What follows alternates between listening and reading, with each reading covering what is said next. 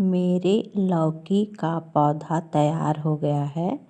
उसे बड़े grow bag में ट्रांसफ़र करने के लिए मैं मिट्टी तैयार करने जा रही हूँ। इसके लिए देखिए मैंने ड्रम में से ढेर सारी मिट्टी निकाल ली है। पहले हाथ में ग्लव लगा लेंगे ताकि नाखून में जो है सुतड़ा ना उखड़े, नहीं तो बहुत दर्द करने लगता है। थोड़े थोड़े रेशे निकल जाते हैं मिट्टी मिलाते समय, इसलिए मैं ग्लव लगा करके सारी मिट्टी को, सारी क्या जितनी ज़रूरत है गमले में भरने के लिए उतनी निकालेंगे मिट्टी को। वैसे बहुत बड़ा मेरा ग्रो बैग है 24 बाई 24 का, जिसे मैंने आधे से ज़्यादा तो भर दिया है सूखी पत्तियों से। और इसके बाद करीब वही 10 किलो के करीब मिट्टी, इसमें खाद और मिट्टी मिला के दोनों डालेंगे। हम मिट्टी निकल गई, ड्रम को उधर घिसका देंगे। इस ड्रम में अभी ज़्यादा मिट्टी नहीं, थोड़ा ही बचा है कि बड़े से चक्का निकल गया था मिट्टी का, तो उसे तोड़ दिए। तोड़ के मिट्टी को बहुत ही अच्छे तरह से मिला लेना है, एकदम भुरभुरी कर लेना है। जितने भी बड़े बड़े इसके पार्ट है इसको इसी तरह से तोड़ लेना है। मेरी मिट्टी बहुत ही भुरभुरी है और मुलायम भी है, नमी अच्छी खासी है, तो इसे ज़्यादा मेहनत नहीं लग रहा है, हाथ से ही टूट जा रहा है। और इधर है गोबर का सड़ा हुआ खाद, देखिए कितना काला है, अर्थात इसका मतलब ये है कि खाद बहुत अच्छे से सड़ा हुआ है और बहुत अच्छा ये काम करेगा। अब इसमें इतना करीब 5 किलो के करीब जो है मिला दिए हैं, 5-7 किलो के करीब होगा गोबर का सड़ा हुआ खाद। अब इन दोनों को अच्छे से मिला देते हैं। पहले खाद मिला लिए, अब इसमें डाल रहे हैं करीब 2 मुट्ठी डाल देते हैं डाई।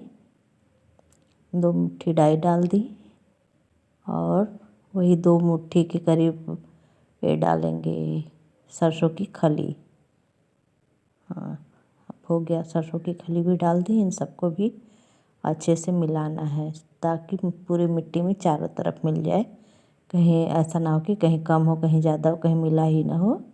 इसलिए देखिए दोनों हाथ में अब ग्लव लगा के हम पूरी मिट्टी को एकदम ऊपर से नीचे उलट पलट के मिला देंगे। मिट्टी में जब अच्छे से खाद ये सब मिला रहेगा ना, तभी पौधा जो है अच्छे से बहुत ग्रो करता है, तेज़ी से भी करता है और अच्छे से भी, उसमें फल फ्रूटिंग भी बहुत अच्छा निकलता है।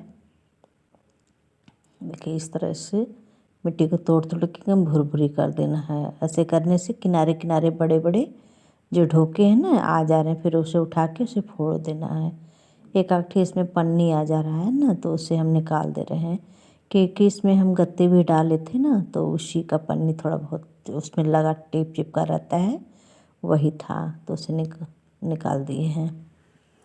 देखिए मेरी मिट्टी तो अच्छे से मिल ही गई है। अब इसे चलिए भरेंगे ग्रो बैग में। देखिए इस तरह से मिट्टी को मिलाया जाता है ताकि कहीं भी खाद की कमी ना हो, खाद हमारा चारों तरफ मिट्टी में मिल जाए। और जो बड़े बड़े हैं उन्हें इस तरह से तोड़ देना है, इसमें जो बेकार की चीज़ें हैं उसे हटा देना। इधर देखिए आधे से ज़्यादा को ग्रो बैग हम भर लिए हैं सिर्फ सूखी पत्तियों से। बगल में नीम का, आम का और बहुत सारे जंगली पेड़ पौधे हैं, वहाँ से मैं लेके आती हूँ, इसमें भर देती हूँ।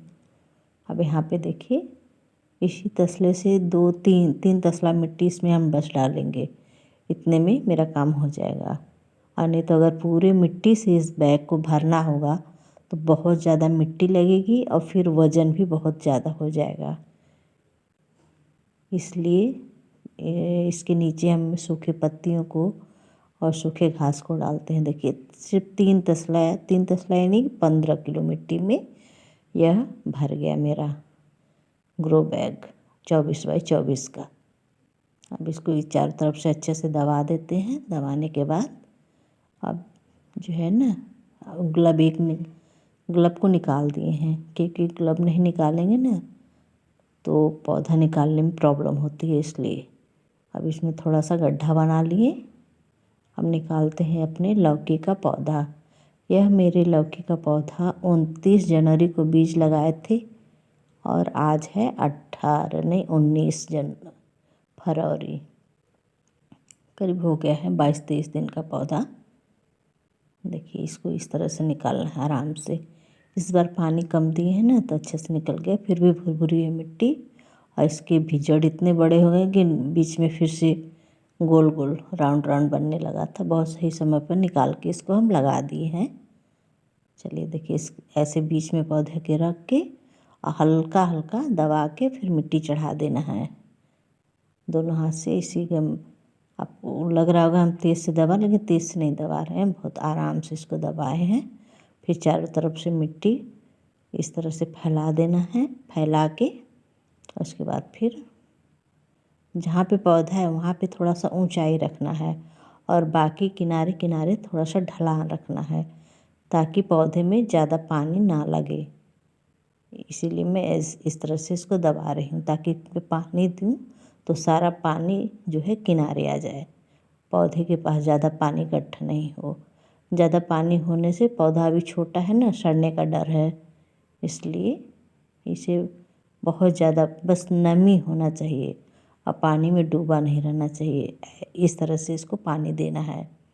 देखिए इस तरह से हाथ में लेके बस ऐसे थोड़ा थोड़ा इसके पास गिरा देना है इस तरह से। कि यहाँ पे मेरा थोड़ा पानी ज़्यादा गिर गया, चलिए कोई बात नहीं।